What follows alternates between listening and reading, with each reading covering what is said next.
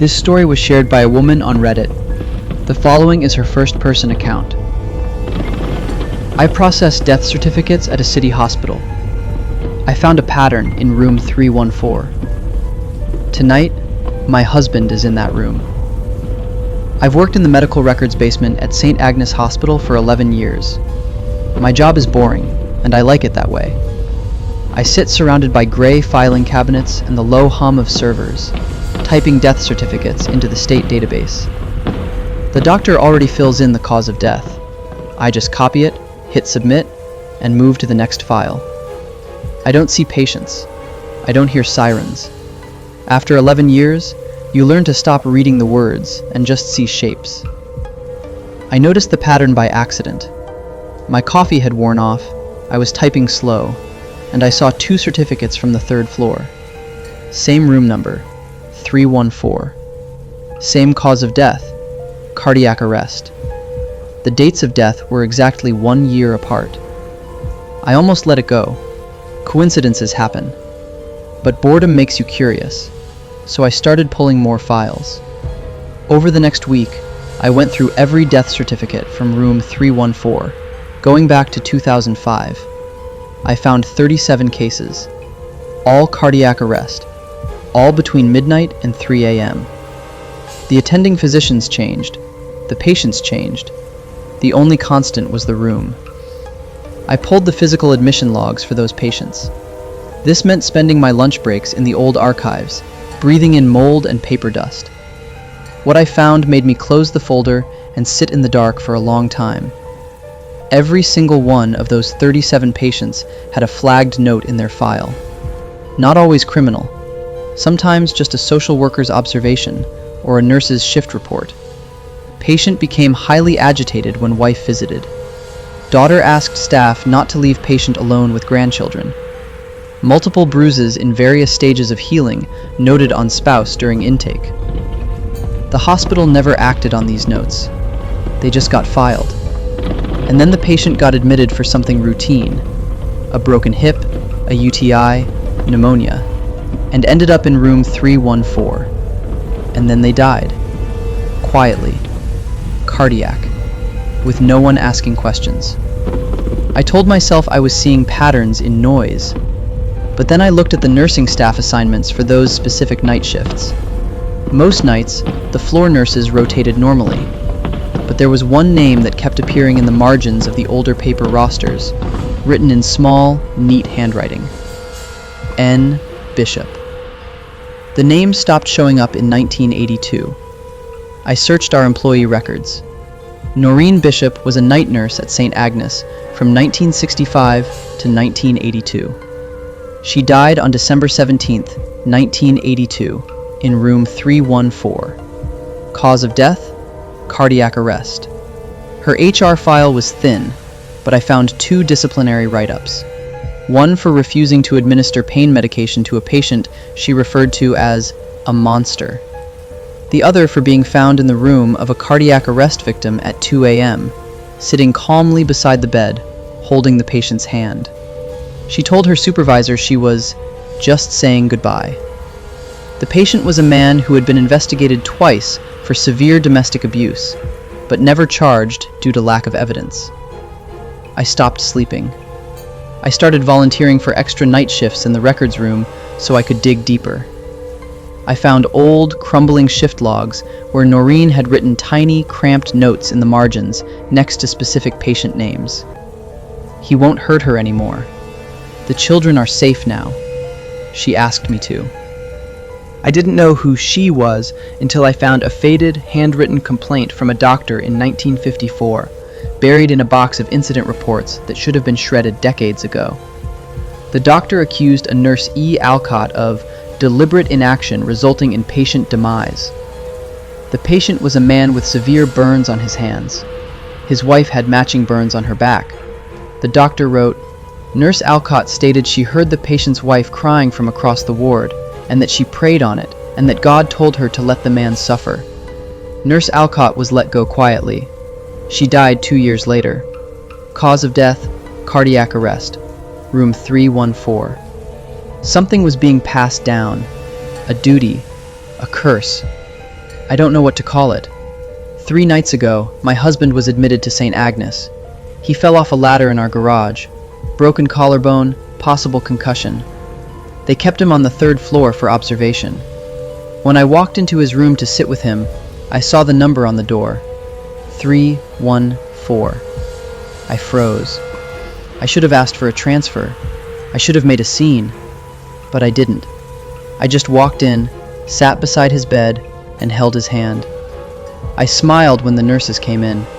I told them he was a good man, a hard worker, just clumsy. But last night, one of the night nurses paused in the doorway. She was older, gray hair pulled back in a tight bun. She looked at me with an expression I couldn't read. She glanced at the room number. She glanced at my husband, sleeping heavily under the thin hospital blanket. Then she looked back at me, and she said, very softly, "You know, don't you?" I didn't answer. I just stared at her. She gave a small, sad smile, turned, and walked away. Her footsteps faded down the hall. I'm writing this from the vinyl chair beside his bed. It's 1:47 a.m. The hospital is quiet. My husband is asleep. The nurse hasn't come back. But I can feel something in this room. A warmth, a presence. It's standing just behind me, at the very edge of my vision. I don't want to turn around. I don't want to see her face. But I can smell lavender and old paper, and I can hear a voice, thin, gentle, like a radio tuned between stations, whispering the same words over and over. She asked me to. I know what he is. I've always known. The way he apologizes after he breaks something, then makes me clean it up while smiling. The sick days I took when I couldn't show my face to my coworkers. The way Sunday was always family day, and family day always ended with me crying in the bathroom, scrubbing my skin raw in the shower. I never told anyone. I just typed certificates and came home and pretended. For 11 years.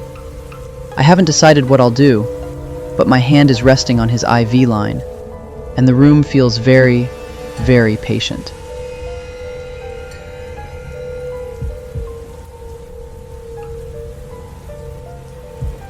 I've never believed in paranormal stuff until living in my current home, and I need help. This originally started one night a few years ago. When I was laying down for bed, my dog, who has since passed away, started growling at the door, and he never growled. Then he jumped off the bed and walked toward the door, continuing to growl. I immediately get up, turn the light on, and look around. Nothing. Walk around the house, go downstairs, and still nothing. Ask my wife if she heard anything, but she didn't. Come back up, the light is off, like the light switch is flipped, completely dark upstairs. I'm super freaked out, because at this point, I'm thinking someone is in my house. I go through every room, every closet, ready to punch someone. I don't find anything, and I'm so freaked out, I sleep downstairs on the couch. I started thinking my wife was messing with me, and let it go. The next few days, my dog is growling again, but this time in the living room upstairs. There's nothing there, but he's acting like there is. At this point, I'm telling my wife this stuff, and we're like, joking there's a ghost or something, and I'm still thinking maybe she's just been messing with me. The next weird thing happens when my wife is coming up the stairs, while I'm on my computer facing away from her. I have a little desk lamp, and the moment she reached the top of the stairs, the light turned off on its own, making my room dark. I freak out and turn it back on. At this point, I know she's not messing with me, and she's realizing something weird is going on. The longer these weird things go on, I just get this feeling that something is there. Sometimes I see movement out of the corner of my eye, and just get chills, and it just feels like someone else is there. 2 weeks ago, before my dog passed away, I was woken up by what I thought was my wife calling my dog, as he jumped off the bed and ran towards her. I get out of bed, then see my dog come back into my room, and follow me as I leave the room. I don't see my wife. If she comes upstairs, she always says hi to me. I go downstairs and my wife is in bed. We have separate rooms. The most recent thing to happen was tonight. I got this sudden feeling like someone was walking into my room on my right side, and I looked over and saw nothing. I say out loud, "If someone is there, turn the lights off." Nothing happens. It's probably in my head, I'm thinking. I get up to stretch and run downstairs, and I go to turn the stair light on. It doesn't turn on. At this point, I'm freaked out. I head downstairs to tell my wife, and she's also freaked out. She comes back up to check the light. Doesn't turn on. She walks up halfway and checks the bulb. It was unscrewed. I don't know what to do, but I feel like I can't sleep upstairs anymore. I'm sorry I forgot to mention my wife saying that she hears footsteps upstairs when I'm not home often.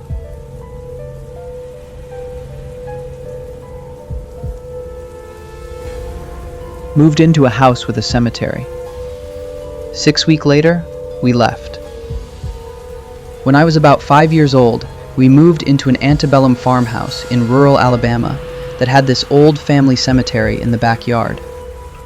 The cemetery was surrounded by a decrepit wooden fence and had a dozen or so tombstones that looked like they were falling over. My bedroom was on the second floor, and my bunk bed gave me a perfect view of the cemetery out back. One day, while my father was at work, my mother took my sister and went to the grocery store. I was left alone in my bedroom upstairs. For context, this was the 80s, y'all. A while after they left, I heard my grandmother's voice call my name from the living room. My grandmother lived in the next state over, so I was surprised to hear her. I thought she must have come to check out our new house.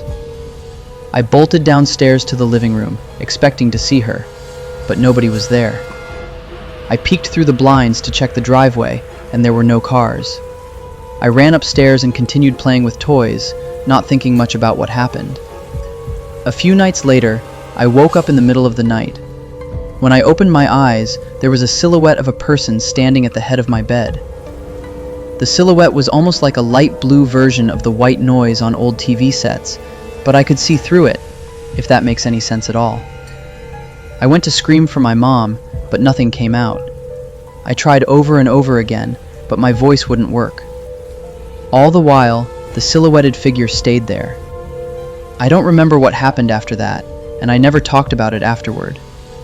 A couple of weeks after this experience, my parents packed up our things and we moved to a different house in the next town. My parents have passed away since then, and my sister was too young to remember anything. So, now I'm stuck with these memories and a lot of questions. As an adult, I wondered if my parents had experienced anything, and that is why they left so quickly. If there are any paranormal aficionados out here, any idea what the silhouetted figure could have been? What about my grandmother's voice calling my name when she wasn't there? What was that about? I called my grandmother. She thinks the house was in Grove Hill. She doesn't remember being told about anything strange happening. I tried looking up cemeteries in that town, but I couldn't find the one that matched my memory. Who knows if the house is even still standing? Also, someone posted about static people, and that is 100% for sure what I saw. If anyone knows anything about them, please share.